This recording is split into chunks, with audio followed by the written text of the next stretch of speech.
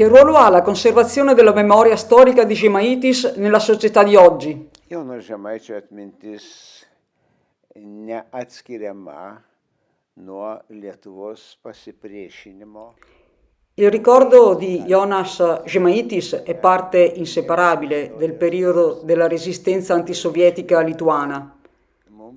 È una parte molto significativa della nostra storia.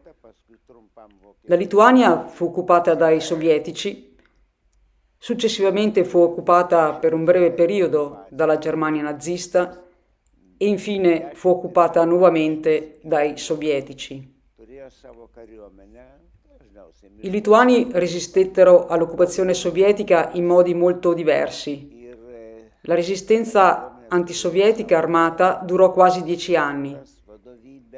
Disponeva di proprie forze armate e operava soprattutto nei boschi. La resistenza armata antisovietica aveva proprie strutture militari clandestine, una leadership militare e politica. Tra i partigiani e i loro leader c'erano molte personalità brillanti, ex ufficiali dell'esercito lituano, cittadini con una eccellente istruzione, ex soldati e membri dell'Unione dei Fucilieri Lituani, gente proveniente da vari luoghi e insegnanti, persone che non volevano accettare il sistema terroristico sovietico. All'inizio alcuni speravano in una liberazione nel caso in cui l'Europa fosse entrata in una guerra totale. Poi, persa la speranza, i partigiani decisero di vivere o morire con onore. Cercavano di non arrendersi, di non capitolare e di non collaborare con i sovietici. Il loro comportamento è paragonabile alle tragedie antiche, la scelta di morire con onore. La guerra contro i partigiani nei boschi fu estremamente crudele e sanguinosa. Ci furono anche azioni sbagliate o irragionevoli da parte dei combattenti. La colpa di tutta quella violenza era del regime sovietico d'occupazione, del suo esercito, dei servizi segreti, delle spie, dei traditori e dei collaborazionisti locali. Erano armati, potevano saccheggiare. La lotta contro il movimento armato di resistenza antisovietica fu una lotta totale non solo diretta, ma anche indiretta. Ci furono deportazioni di massa. Famiglie con bambini piccoli e anziani furono deportati dopo essere stati anche solo sospettati di aver fornito sostegno ai partigiani. Per combattere la resistenza, i sovietici distrussero i villaggi.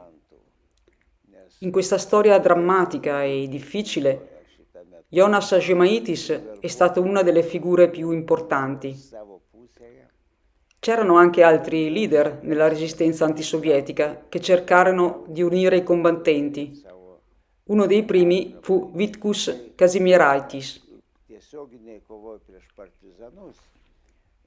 Nel febbraio 1949, quando il movimento di resistenza era ben strutturato in distretti militari partigiani e tutti i distretti avevano il proprio comandante, al congresso dei comandanti partigiani di tutta la Lituania, Žemaitis fu eletto presidente del Consiglio di Presidenza del Movimento per la lotta per la libertà della Lituania. Di solito si usa il termine resistenza armata, ma si trattava anche di resistenza politica. Il movimento partigiano aveva una propria stampa, strutture sociali, aiutava le persone perseguitate dai sovietici. Era uno strato sotterraneo della Lituania e nella legge lituana odierna ha una definizione molto chiara: Lituania combattente. Uno Stato lituano che ha continuato ad esistere nonostante i sovietici ne avessero proclamato la sua cessazione, in quanto incorporato nell'Unione Sovietica, e il territorio lituano fu colorato di rosso nelle mappe di tutto il mondo. I comandanti partigiani, quando firmavano i documenti ufficiali, di solito indicavano come luogo Lituania occupata. I partigiani che operavano nella Lituania occupata in quel periodo erano riconosciuti come l'unica autorità legale. L'autorità sovietica era illegale. I sovietici erano intrusi, terroristi e conquistatori. Il terrore sovietico ha toccato quasi tutte le popolazioni dell'Unione Sovietica. Le persone furono perseguitate, arrestate, torturate e uccise. Anche i lituani furono deportati verso le regioni remote dell'Unione Sovietica, con la presunzione che non sarebbero mai tornati nel loro paese. Quando la situazione cambiò dopo la morte di Stalin, coloro che erano sopravvissuti ai Gulag iniziarono a tornare in Lituania.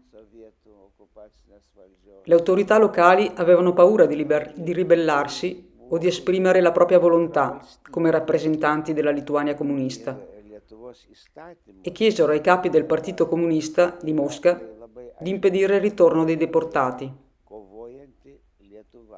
La resistenza lituana contro i sovietici ebbe una grande importanza.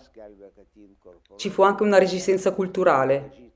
I lituani non accettarono la sovietizzazione del paese. Quando i sovietici occuparono la Lituania, il secondo giorno ne proclamarono la sovietizzazione. La Lituania fu sovietizzata e ristrutturata come il resto dell'Unione Sovietica. Quel processo era estraneo, stupido e ridicolo. Si scherzava moltissimo al riguardo. D'altra parte, però, il processo fu molto brutale.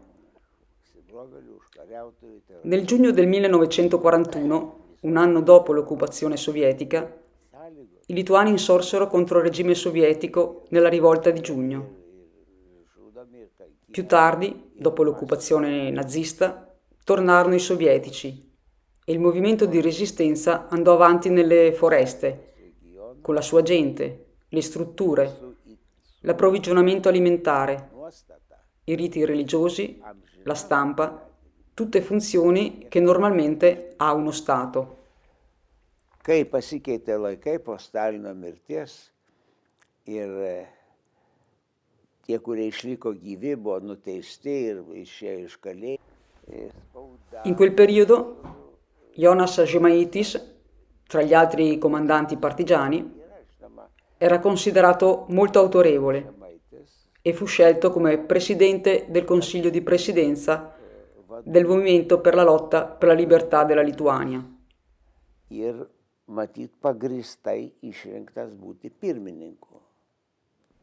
Quando ho sentito parlare per la prima volta di Žemaitis e della sua lotta, Nei tyrinėjimų, nei viešinama su vardais, sakysim, ta visa pasipriešinimo kova. non ricordo quando ho sentito parlare per la prima volta di Jonas Žemaitis. Non c'erano studi né pubblicazioni su di lui o su altri leader della resistenza. Quando ero al liceo non avevo questo tipo di informazioni, ma comunque c'erano ricordi, impressioni e incontri con persone che avevano partecipato alla lotta contro l'occupazione sovietica. Personalmente non avevo intenzione di andare nei boschi, ma allora ero un adolescente. C'erano alcuni adolescenti che scelsero di essere partigiani, ma c'era mia madre. Lei aveva solo me e forse non pensavo, per quanto potessi pensare, che quella resistenza avesse una reale possibilità di vincere. Ho letto un po' la stampa partigiana lituana, ma non scrivevano sui leader o sui loro nomi o soprannomi. È giusto dedicare monumenti ai personaggi storici o c'è qualche altra forma? Ogni singola forma di monumento, diciamo un libro, un film, una performance teatrale o artistica, un romanzo positivo, per guardare più da vicino la mentalità di quel periodo, non un romanzo diffamatorio. Sono e sarebbero monumenti molto importanti e possiamo dire che quei monumenti adesso mancano. Su quel periodo è stata scritta diversa letteratura, straordinaria e buona sotto vari aspetti, ma non esiste ancora un'opera epica sull'intero movimento. Forse un giorno arriverà quel momento. Costruiamo i monumenti per ricordare. I monumenti ci ricordano che vale la pena ricordare quella persona. Le sue opere sono ancora con noi. Le sue opere sono ancora alla base della nostra vita. Questo è il significato del monumento. E poi qual è la nostra vita? Continuiamo ciò per cui ha dato la vita, ciò per cui ha lavorato, ha combattuto? Oppure ci limitiamo a costruire monumenti e possiamo vivere in un modo completamente diverso da quelle persone? Queste sono domande sempre valide e aperte. Il più grande monumento a Jonas Žemaitis e ai suoi compagni sarebbe la forza affinché la Lituania sia libera, democratica, sicura, giusta, equa e in accordo con se stessa. Didžiausias paminklas būtų ir Jonui Žemaičiui, ir jo bendražygiams, jeigu Lietuva būtų laisva, demokratinė, saugi ir teisinga ir susitarianti su savim, kaip mums teisingai gyventi. Che cosa può insegnare la storia della resistenza alle nuove generazioni? Jeigu kas nors nori ko nors išmokti, Se qualcuno vuole imparare qualcosa, la storia della lotta per la libertà riguarda una scelta di valore, kalba apie come quelle persone scelsero di rischiare di morire, sapendo bene che probabilmente in Europa non sarebbe scoppiata alcuna guerra e non sarebbe arrivato alcun aiuto. į mirties pavojų ir į mirtį faktiškai. Ma per quanto poterono resistere, i combattenti per la libertà continuarono la loro lotta ed è stata una loro scelta. Neprasidės Europoje karas Non si arresero, ir ne non divennero collaboratori dei sovietici né tradirono i loro amici. kiek patys gali Furono pochi quelli che diventarono collaborazionisti e traditori, ir ma la maggior parte rimase fedele alle sue idee. jie neina pasiduoti, Molti partigiani furono uccisi, i loro ranghi diminuirono buvo e la maggior parte della gente, soprattutto gli abitanti dei villaggi, furono esiliati. Così i legami con i combattenti furono recisi. ir daug Le famiglie di coloro che combattevano furono esiliate mažėjo e i combattenti persero ogni appoggio. be to Sarebbe dovuta finire prima o poi. Molte persone nel mondo sono sorprese dal fatto che la Lituania abbia combattuto contro l'Unione Sovietica per quasi 10 anni. kurie išėjo į kovą 10 anni di resistenza. kraštus Una tale forza, un tale potere e la crudeltà sovietica kovotojai avrebbero potuto schiacciare la resistenza in un tempo molto più breve. daug kas pasaulyje stebisi, kad Lietuva 10 metų kariavo prieš Sovietų sąjungą. 10 metų vyko pasipriešinimo karas. Oggi è dedicata abbastanza attenzione a Žemaitis e alla resistenza? Ar tie, kurie tyrinėja pasipriešinimo istoriją, Quelli che studiano la storia della resistenza sanno e studiano contro cosa ha combattuto la resistenza? kam buvo priešinamas? La resistenza ha combattuto contro un governo straniero e terrorista Tai che derubava, uccideva, esiliava e costringeva le persone a obbedire. ir teroristinė valdžia Coloro che non obbedivano plėšianti furono semplicemente distrutte. ir verčianti Quel governo immorale e spesso sadico era inaccettabile per il popolo, taip pat che naturalmente lo respinse e resistette. šita tokia All'inizio amorali ir si sperava che la situazione sarebbe cambiata dažnai valdžia a causa di eventi internazionali, na žmonėms. Non è emerso che gli ultimi comandanti nutrissero alcuna speranza che qualcosa accadesse e che la Lituania avesse la possibilità di parlare con la propria voce. Hanno fatto quello che potevano, hanno sostenuto lo spirito, hanno seguito i principi espressi nei documenti. Secondo la nostra attuale base giuridica, era una Lituania in lotta. La Lituania non era scomparsa, anche quando fu occupata, era in stato di guerra, proprio come la Francia quando fu occupata dai tedeschi e combatté contro di loro, o come la Resistenza in Italia. La Resistenza francese è storicamente molto rispettata. Lì i collaborazionisti furono trattati come traditori, mentre in Lituania per molto tempo non ci fu tale chiarezza, soprattutto durante il periodo sovietico. In Lituania sono arrivate persone violente, con lo scopo di cambiare la mentalità.